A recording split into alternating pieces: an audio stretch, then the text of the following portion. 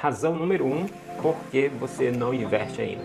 Esse é o tema do nosso vídeo de hoje, do nosso plano 5, o plano que vai te ajudar a chegar nos seus primeiros 5 dígitos de investimentos, que seriam em torno de 10 mil até 99 mil reais, respeitando aquilo que a gente chama de raízes, que são os aportes, os ativos, tempo, paciência e comprometimento. Eu sou Edgar Amazonas Filho, fundador da Symmetry, seja bem-vindo a mais esse vídeo. Hoje a gente vai falar a razão número 1 para você, por que você na verdade não investe, né?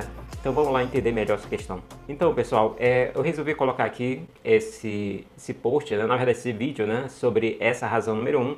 E aí lembrando, isso faz parte das minhas experiências e da experiência também que eu vi, que eu ouço, leio dos meus mentores.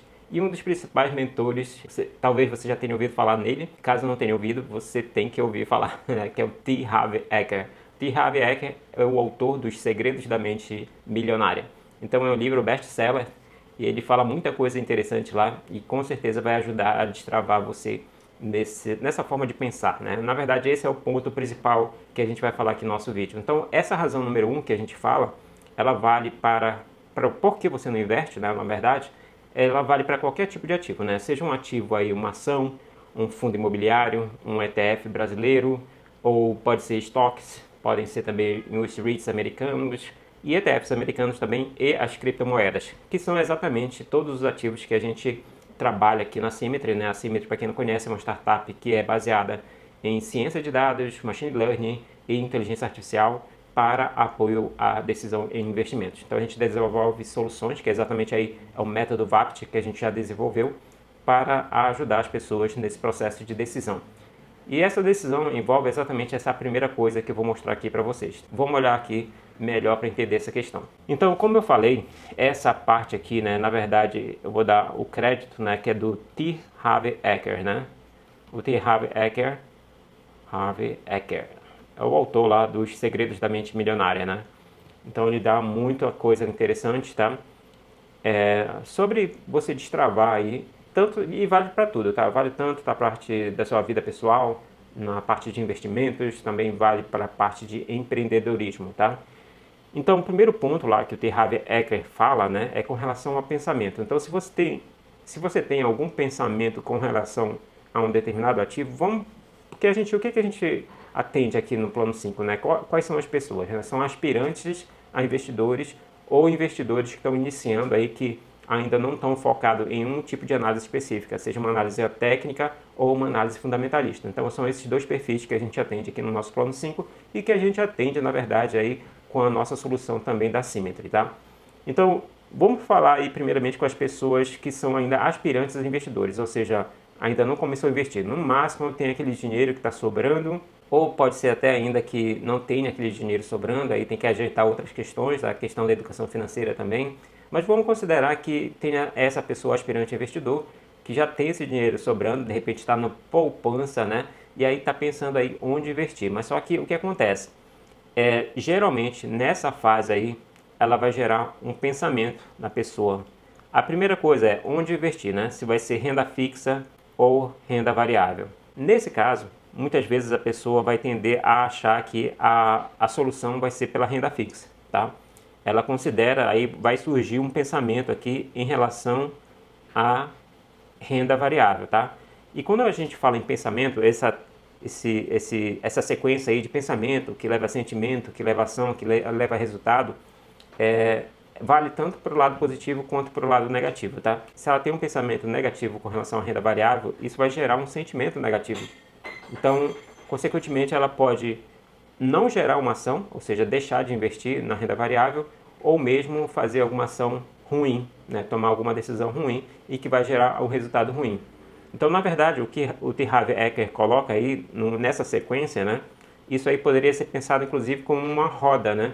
Em que a gente tem aí o pensamento, sentimento, ação, resultado, e esse resultado dá uma alavancada lá para um novo pensamento, que possivelmente vai gerar um novo sentimento, que vai gerar uma nova ação, que vai gerar um novo resultado. Então fica nessa roda aí, né? Essa roda da fortuna, que eu poderia dizer. Mas voltando lá no primeiro pensamento, né? A pessoa fica naquela dúvida ali, primeiro, não, vou desconsiderar a renda variável, vou só focar em renda fixa. E aí ela vai correr lá, principalmente lá para a possibilidade de fundos, né? Uma possibilidade. Eu já caí nessa, né? Fundo de renda fixa, na minha opinião, tá? É minha opinião, não faz sentido. A gente tem também agora Tesouro Direto, CDBs, né? Antes de a gente falar, né, do Tesouro Direto, né, a gente tem o CDBs, tá? CDB de banco, tá? E depois a gente tem aqui aquilo que eu chamo realmente de renda fixa, né? Que é o Tesouro, na minha opinião, e aí vai na minha opinião, tá? Não faz sentido você investir em renda fixa diferente disso daqui, tá? Uma exceção que eu poderia colocar seria exatamente as debentures. Por que uma exceção? Porque as debentures, que nada mais é que também um título de dívida, né? Só que é um título de dívida privado, né? Então você vai, no caso, emprestar debentures. Você vai emprestar aqui dinheiro para uma empresa, em vez de você emprestar dinheiro para o governo. Então, na minha opinião, atenção a isso, né, que eu estou colocando, não existe nada mais seguro do que isso daqui. Aspas, né? Quando eu falo seguro, ainda há risco, né? É seguro, na minha opinião, com relação aos outros, mas o risco ainda está inerente. Debentures é mais arriscado que tesouro direto, ou seja, você emprestar dinheiro para uma empresa é mais arriscado que você emprestar dinheiro para o governo.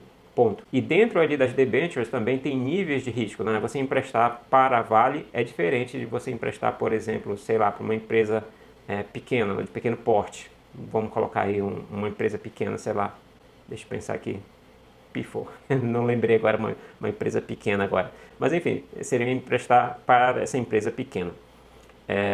Mas enfim, esse é o ponto, tá? Então, existem as debentures, vocês têm os níveis de classificações lá para investimento, de acordo com a avaliação de risco daquela debenture, né? Tesouro Direto, você também tem níveis de risco, né? Como assim, Edgar? Não é todo o dinheiro que vai para o governo? Vai, tá? Só que eu já falei várias vezes aqui, né, que as debentures, na verdade o Tesouro Direto, né, eles têm também nível de risco de acordo com o prazo. Aquela história que eu sempre falo, né, comparando dois amigos, se você emprestar um dinheiro para um cara que vai, um amigo seu que ele vai pagar daqui, sei lá, 5 anos, é diferente de você emprestar um dinheiro para uma pessoa, o mesmo valor, para outra pessoa que vai pagar um outro amigo que vai pagar em um ano. Então, para aquele que vai pagar em um ano, você vai cobrar menos juros, enquanto que para aquele que vai ficar com aquela dívida por 5 anos, você cobra maior nível de juros. Então, é exatamente porque envolve o risco. Então, quando você investe em um tesouro direto, um dinheiro emprestado para o governo, a um prazo mais longo, você está também tomando mais risco, tá? Essa que é a questão toda aqui. Então, voltando à questão da história aí, né? Então, quando a pessoa geralmente ela está ali, o aspirante a investidor que a gente está falando, né? Ele está iniciando esse processo de investimentos, né? Ele vai ficar com esse sentimento, com esse pensamento, na verdade, né? Que vai gerar esse sentimento, tá? Então, o que eu sugiro, né? Que nesse primeiro momento a pessoa pode começar com renda fixa, tá? Para quem tem aquele sentimento, aquele pensamento ruim, né? Com relação à renda variável, tá? Até que a pessoa comece a se acostumar a investir. Se acostumou a investir, então ela já pode, de repente... E aí procura mais informações. O Plano 5 é uma fonte de informação aqui na renda variável também. E aí você, na verdade, mais focado na renda variável, né, do que na própria renda fixa. Então você começa a ter novos pensamentos com relação a esse tipo de investimento. Então, de repente, você pode observar que não é aquele bicho de 7 cabeças ali na renda variável. E esse pensamento começa a gerar um novo sentimento, né, que é o sentimento de querer investir.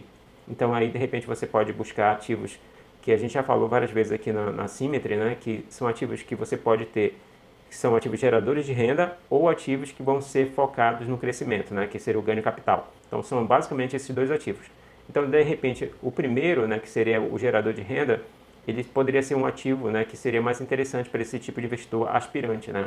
Por quê? Eu sempre falo isso, né, que os dividendos eles têm uma característica didática também, pedagógica, né? Por quê? Ele torna o investidor, ele vê aquele dinheiro chegando na conta, né? Ele dá uma sensação boa, né? Que novamente é questão do sentimento, que vai gerar uma ação, que gera um resultado, e isso fica aí nessa bola de neve. Então, essa bola de neve aí de pensamento, sentimento, ação e resultado é que vai fazer a diferença no longo prazo. Isso, lembrando, eu estou falando aqui tanto para renda fixa quanto para renda variável, e quando eu falo renda variável, põe aí também as criptomoedas. A criptomoeda, nesse momento, elas estão sofrendo alta volatilidade no mercado, né? Saiu notícia recente que a China aí considerou ilegal, mas não foi a primeira vez que ela fez isso, né? Considerou ilegal todas as criptomoedas, então aí está nesse burburinho em torno das criptomoedas. Então é exatamente isso que também se aplica aí, né? Começa a aparecer um pensamento ruim com relação às criptomoedas, e aí novamente vai gerar esse sentimento, que vai gerar de repente uma ação ruim, que seria de repente se desfazer de um ativo que não era para se desfazer. e também vai gerar um resultado ruim. Então ele fica nessa bola de neve aí também, tá? Se aplica, isso aí que eu coloquei, se aplica a qualquer ativo que a gente possa imaginar. Certo, pessoal? O vídeo de hoje é esse. Espero que você tenha gostado aí. Se você gostou, não esqueça de compartilhar com aquele seu amigo, a sua amiga que também queira construir um portfólio de investimento para o longo prazo, né? A carteira da liberdade financeira. Se você gostou, não esqueça de deixar o like, compartilha aí também. E também não esqueça de se inscrever no nosso canal e ativar as notificações. Abraço e até amanhã.